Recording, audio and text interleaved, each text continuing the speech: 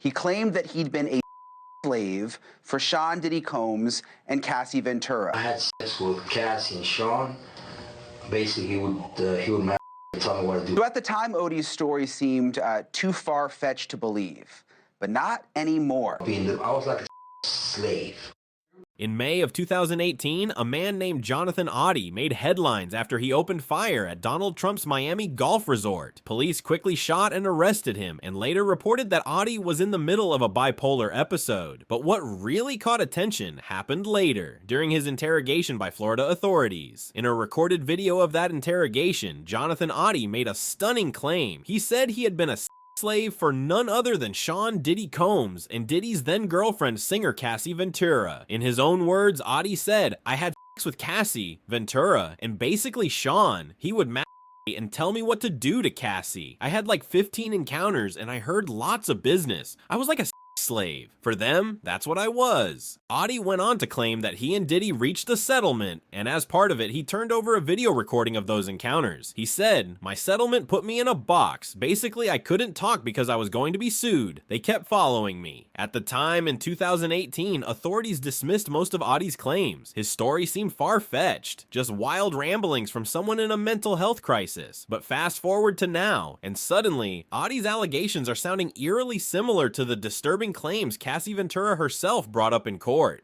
Oddi explained why he's coming forward again now. "I felt bad because I got along well with Cassie and I think she is a decent person, and I had a suspicion that she was in a situation that she was in, but I wasn't sure. And now I understand what was going on in her life and what was happening, and him beating her up in the hotel shows me the type of individual he is, and that everything that happened to me is true and correct and in line with his personality." Oddi described how he first met Diddy. The music mogul had contacted the agency Oddi worked for, requesting a private show. Oddi explained, "I get dressed and I'm in a police officer costume.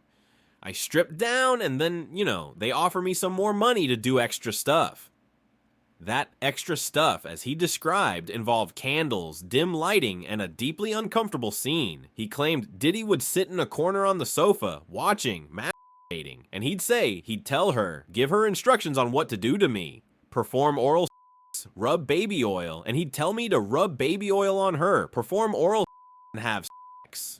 According to Oddi, he participated in about 15 sessions with Cassie and Diddy. He said it was like $800 each time. Sometimes he'd call me twice. Even 3 hours later, he'd call me to come back. He also alleged that these sessions were drug-fueled, and one incident in particular made him fear someone might overdose.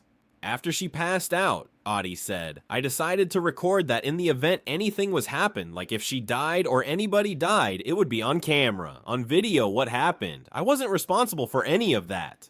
He claimed to have recorded one of those sessions using a USB stick he bought at a spy shop. "I put it on the table and filmed the entire session. I had it transcribed. They had been threatening me, but Diddy, would tell her what to say." Oddi said things came to an end after an argument with Combs, but even then he feared for his safety, so he warned them.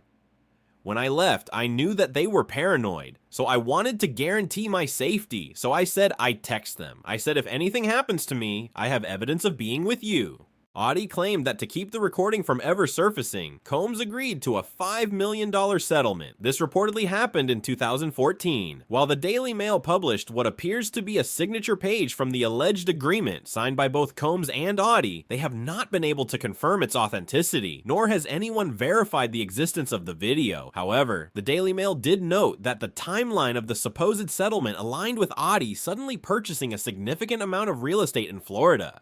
Oddi's story remains one of the many shocking allegations now surrounding Sean Diddy Combs, and while his past claims were once dismissed, they now echo louder in the wake of new and disturbing revelations. The truth, only time and the courts will tell. This story is still developing, and more details could surface any day now, so if you want to stay ahead of the truth and never miss an update, make sure to hit that subscribe button, turn on the notification bell, and stay tuned for more explosive revelations right here.